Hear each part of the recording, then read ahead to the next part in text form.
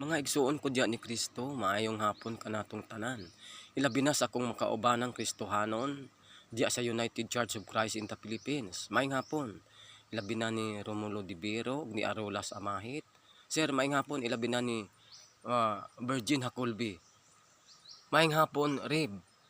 Okay, atong pamalandungan ang pulong sa Dios diri sa Salmo 106 bersikulo 24 ngadto sa 25 nga nag-ingon, wala sila motuo sa saad sa Dios ug nagbagulbol sila.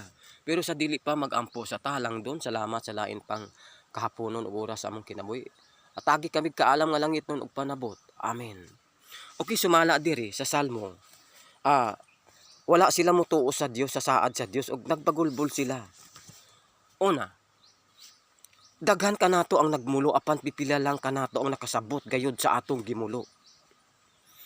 Bisag gitawag ta kini nga sala, kun buhaton sa uban giisip lamang nato kining kahuyang. Kun kita ang nagbuhat nini apan sa kasulatan, gihukman kini sa Dios ingon nga bugat nga sala. Usa ka pananglitan sa kabugat niining sala, makita sa Numeros 13 dihang nagtumili ang Israel pagsulod sa yutang gisaad tungod kay mas kusgan kay kanila ang mga tao digto. Sa 26:33 tungod kay adunay mga higanti, mga kaubanan ko diya ni Kristo. Adunay mga higanti nga mga tao. Sumal ang Salmo 106:24 mihingalan sa tulo ka sala nga maoy hinungdan sa paglibot-libot nila sa kamingawan. Gisalikway nila ang maanindot nga yuta. Wala nila tuhui ang saad sa Dios nga walay daotang mahitabo kanila. Digtog wala nila pamati ang gisulti sa Dios. Hinuno wala sila manggula sa ilang tulda ug nagbagulbol sila. Buot sa Dios nga panalanginan alang ilang katawan apan gipalabi nila ang pagpuyo sa nasinati niyang kamingawan. Busa wala tugti sa bisan kinsa ni adto mahinasyon sa pagsulod sa yutang gisaad. Ang magsusulat nga si Ayan Tomas may pasidaan sa mga tanang bagulbulan karon. Kung dili mo masuta ang imong matuod nga gikinahanglan, basig mangayo ka sa imong gikawid-an, ug kung dili magbantay, pasinuntan ka sa Ginoo. Kung bagulbulan ka man o galing, hangyo ang Dios sa pag-usab kanimo.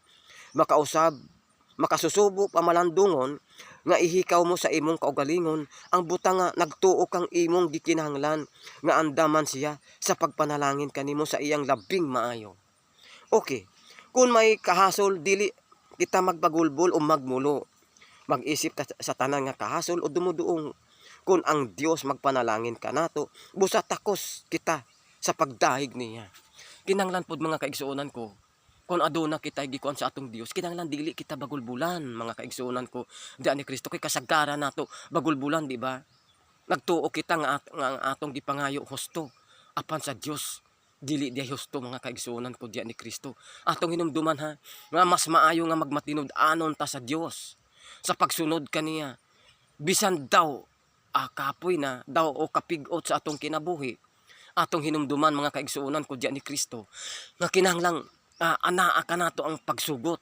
Kay sumala diri nga ang dalan sa pagsugot mao ay agianan sa panalangin, mga kaigsuonan ko diyan ni Kristo. Atong hinumduman ha, tugta nato ang Dios, sundo nato ang iyang mga kamatuoran ug ang iyang gimbutan.